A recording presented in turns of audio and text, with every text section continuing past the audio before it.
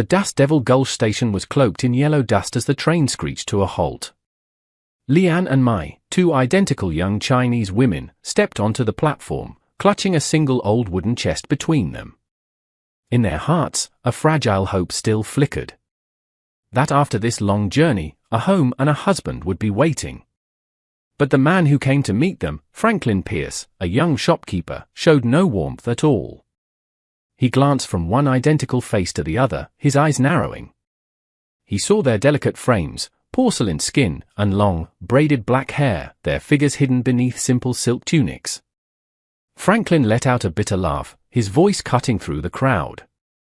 "I sent for a wife, not a pair of oriental dolls. What am I supposed to do with two?" His words tore through their shared dream like a knife. Townsfolk murmured among themselves. Some laughed out loud. And a child pointed and shouted, "Look, two of them!"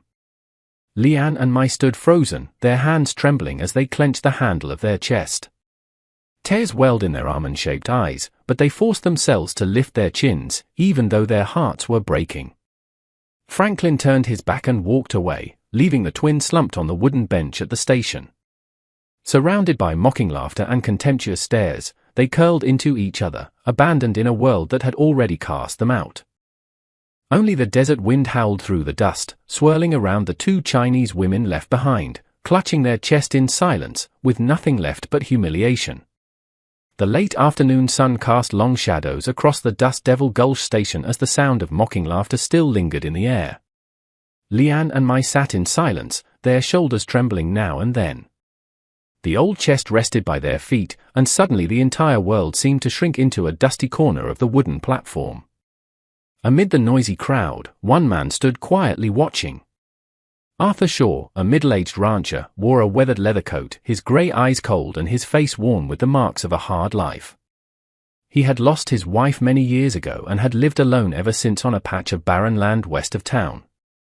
Arthur was not one to meddle in others' affairs, but something about the sight of the abandoned Chinese women, their proud eyes trying to mask their shame, kept him from walking away.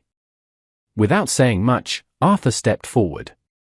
The crowd fell silent at once. Everyone recognized the rancher who kept to himself, yet was respected for his quiet resolve and the steady hand that was never far from his gun. He stopped in front of Lian and Mai. They looked up, their tear-filled black eyes sharp with suspicion, like cornered animals ready to strike. Arthur offered no comfort, asked no questions. His voice was raspy and low. Just 3 words. "Come with me." The twins froze for a moment. A storm of questions surged through their minds. Was this man trying to take advantage of them? Was it just another trap? But when they met Arthur's gaze, all they saw was the stillness of stone. No mockery, no pity. He bent down, lifted their heavy chest with one hand, then turned and walked away. Slow but certain. After a few seconds of silent communication between them, the sisters rose and followed. They had nowhere else to go. The road out of town was choked with dust, and the wind lashed sand across their faces. Arthur rode his horse while Lian and Mai walked beside him. Their thin-soled shoes were quickly torn, their feet bloodied, but their posture remained unyielding. None of them said a word. There was only the creak of the saddle and the soft footsteps of 2 women too foreign for the world around them, their eyes burning with a silent longing for a place to belong. By the time darkness fell, they reached a small ranch house nestled deep in the open prairie. The wooden cabin was humble, its fence leaning, the barn quiet. Arthur opened the door and gestured. "There is room for you in here. If you want to leave, do it in the morning. But if you stay, live like human beings." The sisters paused at the threshold. Inside them, doubt and hope collided fiercely. That night, when they stepped into the first room in years that had a roof of their own, they knew their life had just taken a different turn. On their first morning at the ranch, Lian and Mai woke to the sound of roosters crowing mixed with the howling wind across the prairie. Pale light filtered through the cracks in the door, revealing the shared, simple room. The night before, they had slept on a hard wooden bed beneath a patchwork blanket that was worn but clean, carrying the scent of sunlight. For the first time in so long, their sleep had not been haunted by cold or fear. In the kitchen, Arthur had been up for hours. He tended the fire, smoke curling through the small window frame. Without a word of greeting, he pushed 2 simple bowls of bean soup toward them, then returned to slicing cured meat. The sisters sat down and ate quietly, their black eyes stealing glances at this solitary man. He was weathered and silent, but in all his movements, there was not a trace of contempt. The day passed slowly. Arthur led the horse out to the field while Lian and Mai, without being asked, began to clean. One picked up a broom and began sweeping the floor, while the other straightened the chairs and began mending a tear in the curtain by the window with impossibly fine stitches. Their delicate hands were not made for rough labor, but every motion was filled with determination, a quiet plea to prove they were not useless. By afternoon, Arthur returned with a bundle of firewood. The sisters rushed outside to help. He started to wave them off, but when he caught the resolve in their eyes, he silently set the bundle down. Together, they managed to carry it inside without a word, only the sound of labored breaths mingling with the wind sweeping through the grasslands. Night fell, and they sat across from each other at the dinner table. The dim oil lamp cast a golden light on Arthur's sun-worn face and the soft lines of the twins' cheekbones. The silence was heavy, stretching between them. At last, it was Lian who broke it. "Why did you bring us here?" "Out of pity." Arthur looked up, his steel-grey eyes catching the glow in the dark. His voice was calm. "No. I just did not want to watch them treat you that way." The answer stunned them. After so many years of being seen as a burden, no one had ever spoken to them as if they were simply human beings. That night, as they lay down, a strange sense of hope welled up inside them. They thought of a dream long buried, a home. A man strong enough to stand beside them. A life that might one day hold happiness. Things that had once felt impossibly distant now flickered like a faint light within this old wooden house. Outside, the wind howled long into the night. But within the sisters' hearts, for the first time, there was a fragile and precious sliver of peace. Rumor spread fast in Dust Devil Gulch. The identical Chinese women had been taken in by Arthur Shaw at his ranch. Some scoffed, others whispered, claiming the lonely old rancher had lost his mind. But in the shadowy corner of the saloon, Franklin Pierce, the man who had sent for one wife and received 2, ground his teeth. Publicly humiliated in front of the entire town, he could not stand the thought of Lian and Mai, his brides on paper, finding peace in someone else's home. A week later, Franklin went looking for a thug named Roscoe Malone, a brute with hands like mallets and a face carved in scars. Roscoe was infamous in the region. Wherever he went, bloodshed followed. Franklin knew better than to face Arthur on his own, so he hid behind the shadow of violence. That afternoon, Arthur and the sisters came into town to buy flour, nails, and a few seed packets. The air on Main Street tightened like a drawn bowstring the moment they appeared. Conversations died mid-sentence, fingers pointed. Lian and Mai walked beside Arthur, their presence a stark contrast to the dusty town. Their cold black eyes remained steady, but their hands clutched each other's a little too tightly. Suddenly, Roscoe stepped into their path. His voice grated like gravel. "These women belong to my boss. Hand them over and walk away." Arthur stopped, gently setting the sack of seeds on the ground. His grey eyes scanned Roscoe before settling on Franklin, lurking just behind the hired gun. His voice was calm, but it rang clear through the silent street. "They don't belong to anyone, and they have chosen to be with me." The crowd held its breath. For a second, silence froze everything. Then Roscoe sneered, one massive hand resting on the grip of the pistol hanging at his side. Lian and Mai stood behind Arthur, their hearts pounding in unison. But in their eyes sparked something new.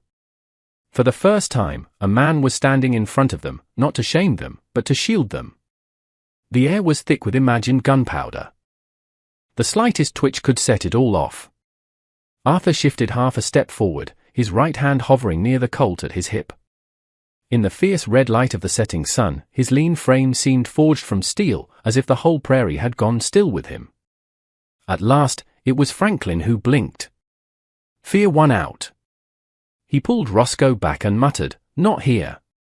Not now. They retreated, but Franklin's eyes burned with hatred. As Arthur, Leanne, and Mai left the town behind, the whispers resumed. Some nodded in respect. Others shook their heads in scorn. But inside the sisters, only one thing echoed. He stood up for us, in front of everyone. That night, back at the ranch, Mai sat by the fire and spoke for the first time of the future. Her voice did not tremble. It was steady and deep, like the beat of a drum. If you will have us, we will stay. We are not going anywhere. After the tense afternoon in Dust Devil Gulch, Arthur's ranch became a rare haven of peace. Leanne and Mai tied their hair back, their nimble hands gradually growing familiar with mending fences, tending a small garden, and even helping to herd the cattle. Arthur was a man of few words, but every morning, when he saw the two women walking steadily beside him, the emptiness that had long gnawed at his soul seemed a little lighter. One time, Arthur noticed Mai's wrist was still swollen from a fall. Quietly, he soaked medicinal herbs and gently applied them to the bruise. Mai winced but did not push him away. Her deep black eyes met his, not just with caution now but with something else, gratitude. That night by the fire, Leanne spoke slowly in halting English. In our village, we were two mouths to feed. A burden. Always the ones they scorned, the ones they would send away. But here, we feel warmth. Arthur did not answer. He simply added another log to the stove, letting the glow flicker across his sun-worn, wrinkled face. Then he gave a small nod. To him, home had ceased to exist the day fever took his wife and child. But now, maybe he did not want to live in that house alone anymore. Meanwhile, over in the Dust Devil Gulch saloon, Franklin Pierce drowned his frustration in whiskey. The shame of that day still cut like a blade. He ranted to Roscoe Malone, his voice slurring with drink. He stole those women from me right in front of the whole damn town. If I don't take them back, what kind of man am I? Roscoe sneered, flashing a broken-toothed grin. Then let's wipe him out. One old rancher and a couple of undersized women. Me and a couple of the boys can handle that. The plan took shape right there at the bar. One night, while Arthur was out checking the pasture, Roscoe and his men would ambush him and force Leanne and Mai to return as Franklin's property. Back at the ranch, Arthur and the sisters remained unaware of the storm brewing. They spent their quiet days building a new roof for the grain shed. When Arthur handed Leanne a hammer, Mai let out a soft laugh, a sound so unfamiliar it startled even her. Laughter had never been part of a life shaped by rejection. At night, Arthur sat on the porch smoking his pipe, while Leanne and Mai sat nearby, mending clothes, their figures silent in the lamplight. In that silence, something burned low and steady, a fragile trust slowly kindling into warmth. But down at the far end of the valley, Roscoe's wagon wheels had begun to turn, carrying whiskey, gunpowder, and hatred. Darkness no longer meant the quiet of night. It now held the promise of a storm drawing near. A crescent moon hung low in the Arizona sky, casting a silver glow across the silent prairie. Wind whistled through the wooden fence, soft as a whisper in the dark. Arthur stood on the porch, his Winchester resting against the door frame. The old dog let out a low, growling bark, its hackles raised. Arthur knew something was coming. Inside, Leanne fed another log into the stove. Smoke curled into the air as firelight danced across their faces. Her hand froze. Mai had heard the dog too. Their black eyes gleamed with alertness, the instincts of survivors who had long learned to be wary. Then came the heavy thud beyond the fence line, the unmistakable sound of hooves pounding dry earth. Then more. Then many. Arthur tightened his grip on the rifle. His voice was low and hard. They are here. Before he could say more, the window shattered with a crash. A bullet slammed into the ceiling beam. Leanne lunged to douse the main lamp, plunging the room into shadow, while Mai grabbed the heavy iron skillet from the stove. Shadows moved across the yard. Roscoe Malone and 3 others, guns glinting under the moonlight. Roscoe roared, his voice wild and feral. "Hand the women over, or all of you die tonight." Arthur answered with a thunderous gunshot, the bullet tearing up dirt right at Roscoe's feet. Gunfire exploded in reply. Windows shattered, firelight catching shards of glass flying through the air. The sisters did not flinch. From the darkness, Mai hurled the heavy skillet. It caught one man square in the chest, sending him staggering back with a grunt. Arthur covered her, cold-eyed and precise, moving like a man who had fought in wars long past. Roscoe charged forward, an axe in hand. He swung it down hard on the door, splintering the wood. Steel flashed in the firelight. Arthur pulled the sisters back and shoved a heavy table against the door. "They are not coming through this threshold," Arthur said, his voice like stone. Lian and Mai looked at him, their eyes fierce and warm at once. For the first time in their lives, they were not fighting alone. Outside, Roscoe and his men howled, hurling torches onto the thatched roof. Flames burst into the night, lighting their snarling faces. But inside the small house, a weathered rancher and two determined women stood side by side, weapons ready, hearts beating as one. That night, the wind carried smoke, gunfire echoed with battle cries, and above it all, the fire-forged will to survive, and a new kind of faith being born from blood and flame.